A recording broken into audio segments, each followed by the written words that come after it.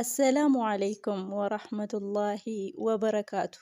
Kabajamtootaa fi jaallatamtoota hordoftoota naaniituub akkam jirtu? Baga jiraattanii bakka jirtanitti nagaa fi raaxmanni rabbii isinirra haa jiraatu. Yeroo dheeraa booda walitti deebinee jirra. Har'as seenaa nama gaarii tokko isinii qabadheen dhufe. Hanga xumura viidiyoo kiyyaatti na waliin turaa. Eega dhaggeeffattan booda yoo isinitti toles laayik godhaa.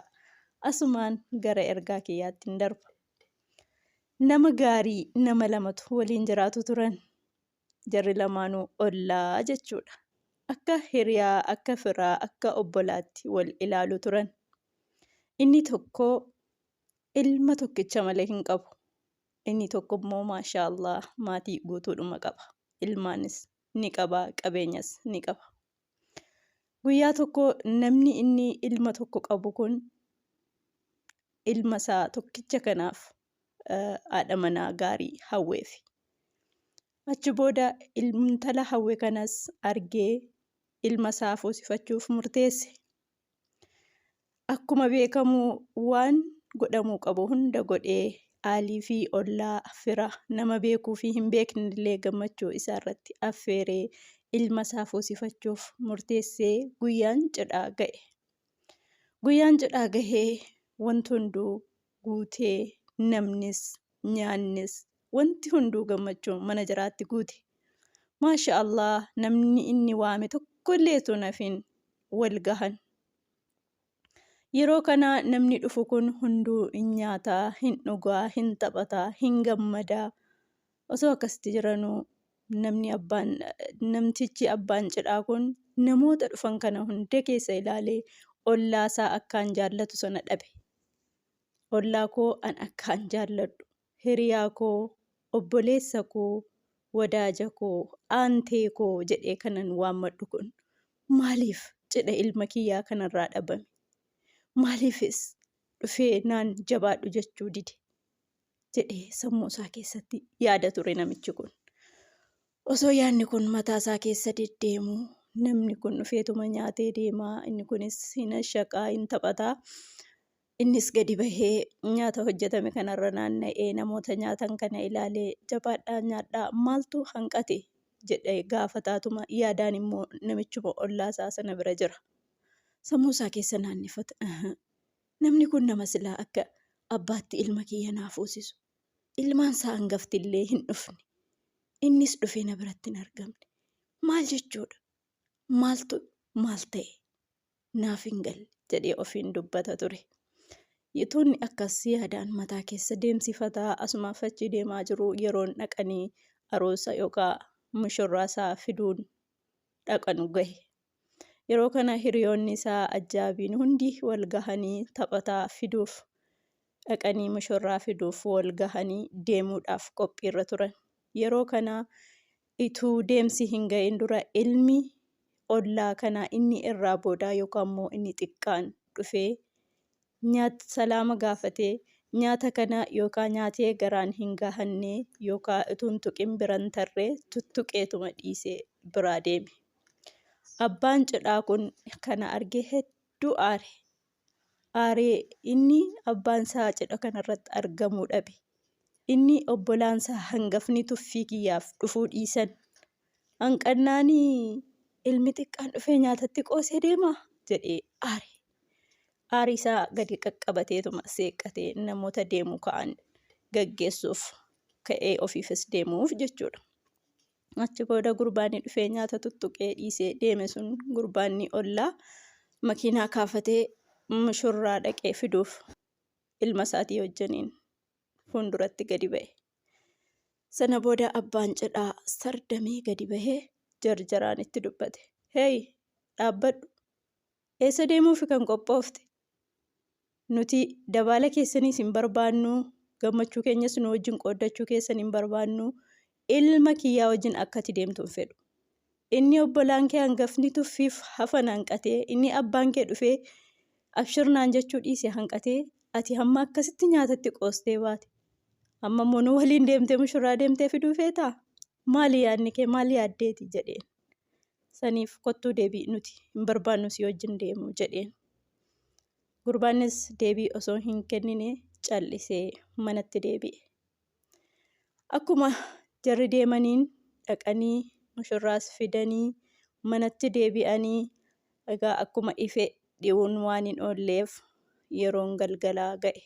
Jarri nyaatanis dhuganis taphatanis mushurraas fudhatanii dhufan. Yeroo kanaa akkuma beekamu yeroo aduun dhiitu namni kamuu garuma mana isaatti deebi'a waan ta'eef namni garuma manaatti deddeebi'ee mana isaatti galee jechuudha. Bakka oolameen bulamu waan ta'eef yeroo kanaa laftis dhihee namichi abbaan cidhaa kun harka maddiirra kaayatee fuuldura manaa taa'ee gad ilaala. Yeroo kana akkuma tasaa wayii lafa golgola kana yeroo gibbiin mana ollaa kun banamu argee fuulduratti achi ilaale. Yeroo kana subhaanallah osoo nu ammaatii hin goonaa garuu waan namtichi kun godhe laa wallaahi an akka kootti hin danda'u. Isin yoo dandeessan garuu koomentii jala naa kaa'aa. Waan kana hin gootanii obsa akkanaa ni qabdu. Eenyullee hin qabutu amma ta'e. Achi booda barrii baname kanatti fuula isaa achi deeffatee yeroo ilaalu ijoolleen manaa warri gurguddaan dhufuu dhaban jedhee inni komachaa ture sun janaazaa baatanii gadi bahan. Innis naasuudhaan lafarraa ol ka'ee maal jedhe. Waan gaafatuu fi waan dhiisu harkaa bade, waan dubbatus ni wallaale. Maal reenfi kan eenyuuti? Janaazaa eenyuuti kan baattan? Maal ta'e? Maal jechuu malee waan dubbatu harkaa bade. Yeroo kana suuta jedhee ilmi isaa tokko yaa obboleessa kiyya yookaan abbaa kiyya. Nuti wanni cidha kan kee dhufuu baadhiifneef akka dhufnee sin rabbashneef. Abbaan keenya ganama nurraa du'e. Hamma golgola kanaan abbaa keenya kan nuti hawwaalachuu deemaa jirru. Sababni nuti callisnee akkanatti oolleefis sababa cidha keetiiti. Abbaan keenya utuu lubbuun isaa hin ba'in dura waadaa nu seensise. Akka boossanii ollaa koo cidha inni gammachuu ilma tokkicha isaa kana fuusifatu gammachuu inni qabu kana harkatti jalaa hin boreessine. Anaaf fuula rabbiin deeme. Isaaf immoo gammachuu isaa jalqabaa fi dhumaati ilmi isaa tokko kana waan ta'eef akka duraa hin boreessine. Kuni amaanaa kiyya. Ani sin biraa du'ullee amaanaa koo kana akka hin balleessine nuun jedhee abbaan keenya gara fuula rabbii deeme. Sagalee ol qabnee boohuuf cidha keetu boora'a. Sagalee keenyatu isin jeeqa jennee callisne. Wanni nuti dhufuu dhabneefis dandeenyee dhufnee cidha kanas wajjin gammaduu hin dandeenyu. Reenfa abbaa keenyaa manatti dhiifnee kanaaf sirraa hafne jedhee ilmi isaa tokko itti dubbate. Namtichis harka mataarra kaayatee waan godhu wallaalee wallaahi osoo ana ta'ee kana hin godhun ture. Osoo an bakka isaa jiraadhee waan kana hin raawwadhu yoom maal godhe yoom maal jedhe wanti ani yaadaa oole wantan jedhaa oole qalbii koorraa na bada akkamiin ta'a maalin godha jedhee gaabbiidhaan kopha of nyaachuu eegale.